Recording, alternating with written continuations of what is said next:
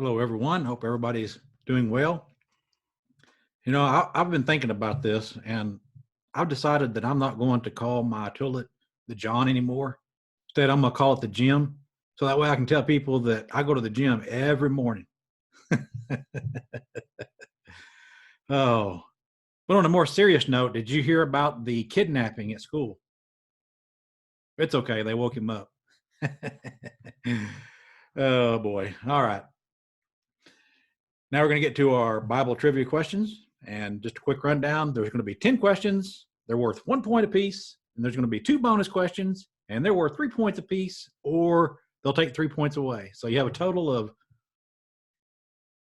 16 points.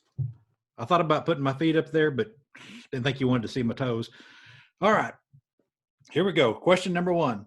Who was beheaded by King Herod, Tetrarch of Galilee? Was it Stephen, Paul, or John the Baptist? Mark 6, verse 21 through 28 tells us it was John the Baptist. In fact, we had that in our last session, talking about him being beheaded. All right, number 2. In what unusual place did Jesus tell Peter to find a coin to pay the temple tax? Under a rock, in a fish mouth, in a bird's nest? Matthew 17, verses 24 through 27 tells us it was in a fish's mouth. All right, number 3. How many sons did Jacob have? Was it 6, 12, or 18? Genesis 35, verses 22 through 26 tells us that it was 12. Number 4. Who was the father of King Solomon? Was it David, Isaac, or Joseph? 2 Samuel 12, verse 24 reveals the answer. And the answer is David. Number 5. Where did the king of Babylon put Shadrach, Meshach, and Abednego? In a cistern, in the lion's den, or in a fiery furnace? Daniel 3, verses 19 through 20 tells us it was the fiery furnace. And here comes the bonus question. And remember, you don't get any help with this, but it's associated with the question I just asked you. Who was the king of Babylon at that time? Who was the king of Babylon at that time? Daniel 3, verses 19 through 20 tells us it was Nebuchadnezzar. All right, move on to our next set of questions. Number 1. When the 3,000 men of Judah bound Samson, what did they do to him? Took him to the Philistines, killed him, or put him on a ship? Judges 15, verses 13 through 14 tells us that they took him to the Philistines. Number 2. When the Spirit of the Lord came up on Samson, what happened to the ropes that were on him? They melted, they dropped from his hands, they disappeared.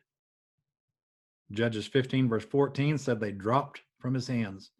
Number 3. What did Samson do with the jawbone of an ass?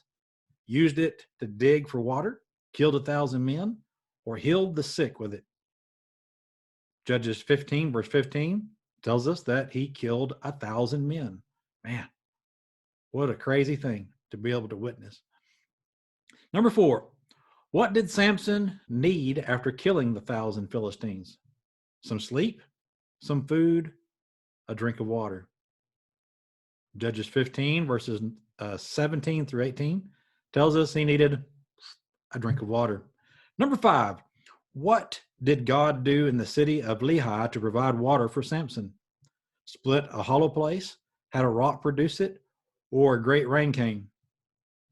Judges 15 through 19 says he split a hollow place. All right, now here comes our bonus question. Let's see how smart you are today. What happened to Samson when he drank the water? What happened to him when he drank the water? Judges 15, verse 19 again has the answer. His strength returned. Well, I think you probably all did pretty good on that. Again, let me know how you did in the comments. Again, I'd like to be able to hear how you're doing, and also kind of lets me know that, that whether you like these questions or not. And I hope you have a wonderful day.